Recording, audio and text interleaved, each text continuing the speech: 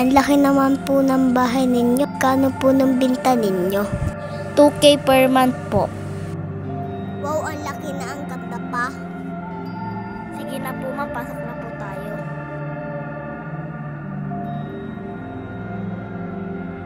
Na ito na po yung malaki niyang TV.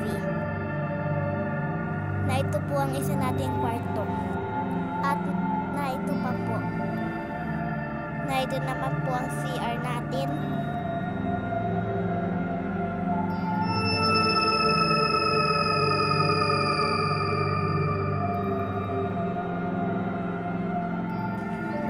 Sige na po, alis na po ako ma'am. Lagay ko muna dito ng bag ko.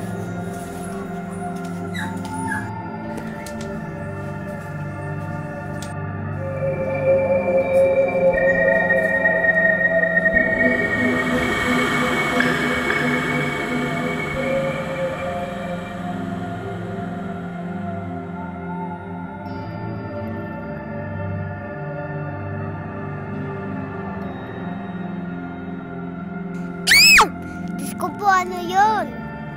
Load nga muna akong TV. Ano ba ito, remote